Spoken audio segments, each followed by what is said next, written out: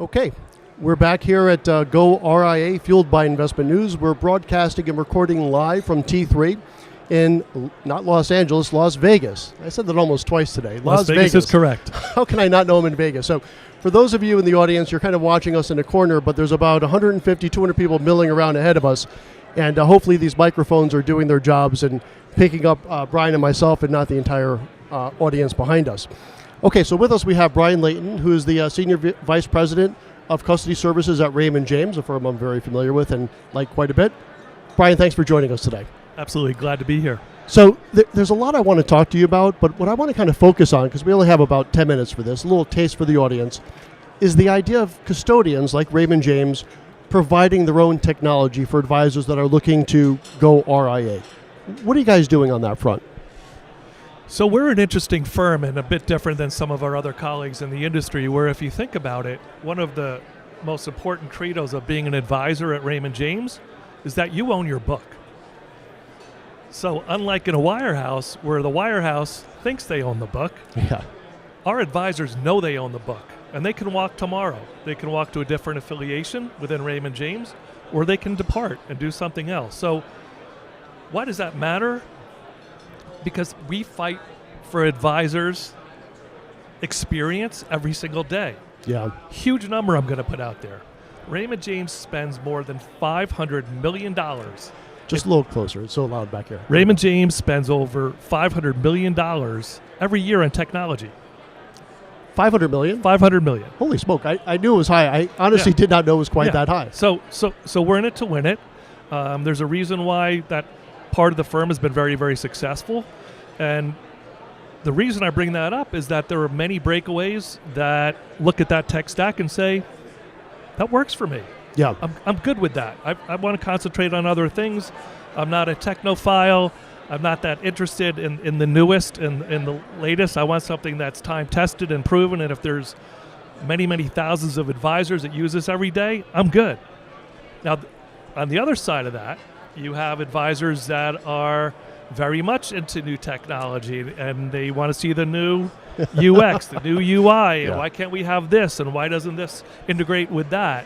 And so one of the things that we're doing strategically in Raymond James is taking what I would call a marriage or a hybrid of taking the best pockets of brilliance that reside within Raymond James on the platform and even in the advice sets, which I can talk about in a little bit, and marrying those with external providers. So some of the great firms that you see on the floor here today, we're going to be partnering with and making some pretty important announcements over the next 12 to 18 months. All right. Well, we'll definitely have you back for that as well.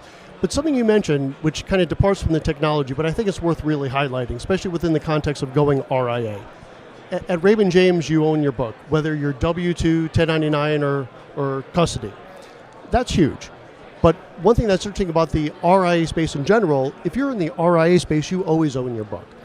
And you said something that I think is very meaningful, which is you have to fight for that client, the advisor custodying with you guys every day, because as an advisor, we're fluid, right? I mean, when you're no longer captive, right? And I know even at Raymond James, the W-2, they're not captive, but I'm talking about the other wirehouses where they are truly captive.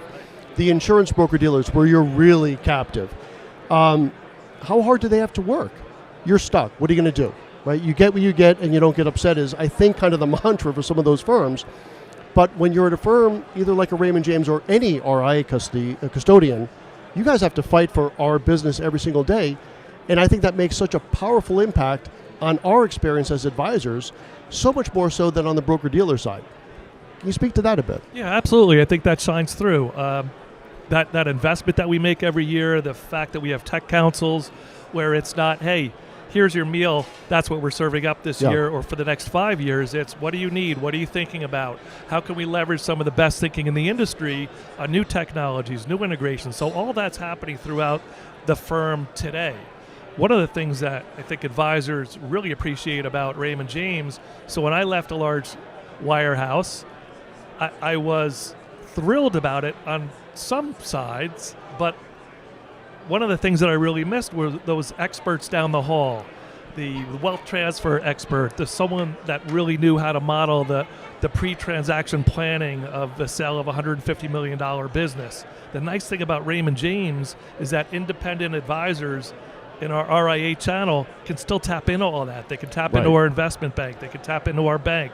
They can tap into wealth planning resources for ultra high net worth. So you're keeping a lot of that. So I say those are the soft sides of our platform. They're not technology driven, but they are incredibly powerful. As a former advisor, those are things I'd be logging on to quite frequently. Without question.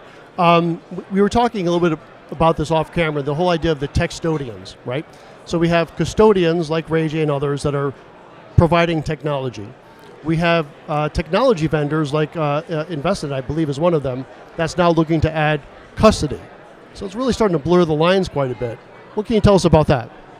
Yeah, so I think we'll see, right?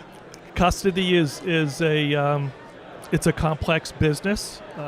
We don't want to serve all advisors. We've seen people try to do that.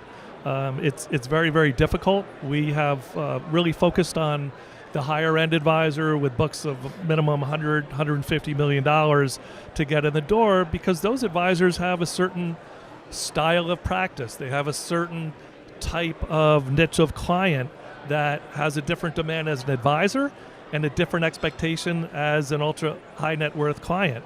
So those are the things that allow us, as kind of what I would say almost an unknown in the industry, but we have a lot of assets. We're the fastest growing part of Raymond James today, and we're reinventing. We have the beauty of having the wonderful heritage of a terrific firm like Raymond James and all that they've done over the last many decades. But in our division, RCS is what we call it, we lean very heavily into the DNA of innovation, and we call ourselves the startup of Raymond James. So that's how we live and breathe every day.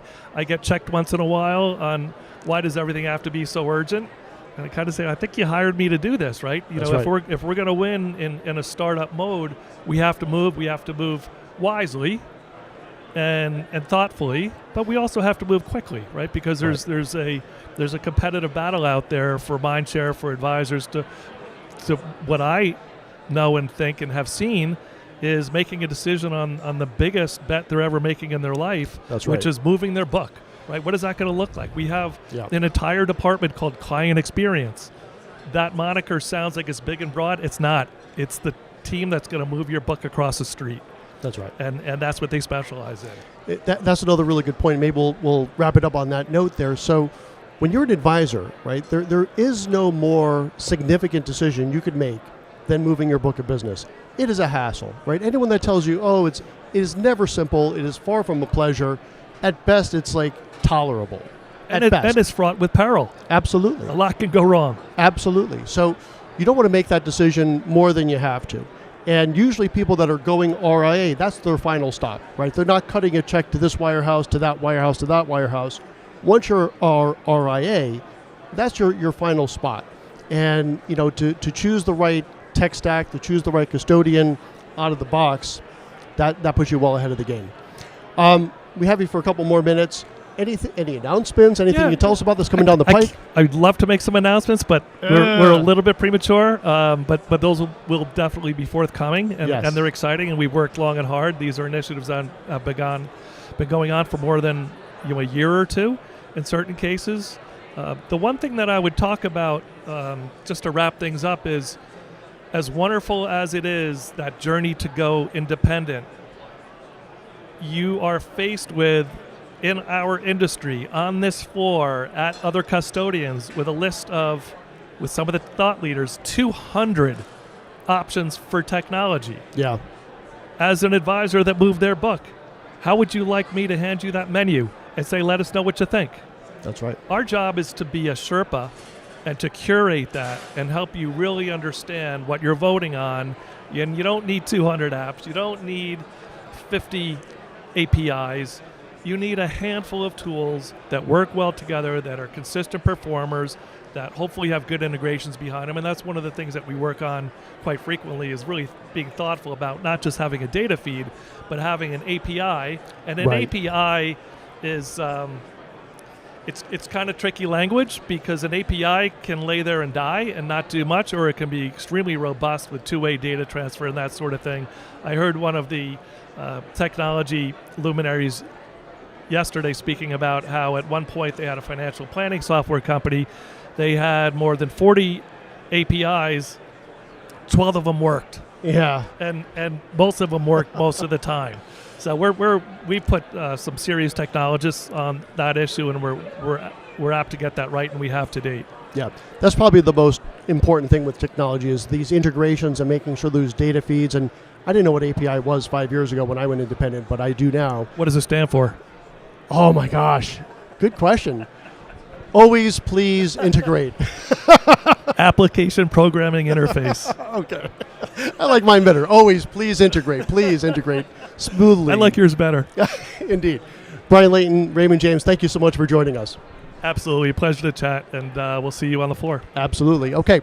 And again, on behalf of goRIA, fueled by Investment News, I'm Chuck Vela, and we'll continue to broadcast live and record live here from T3 from Las Vegas. Now I'm doing it like intentionally, I think. I don't know.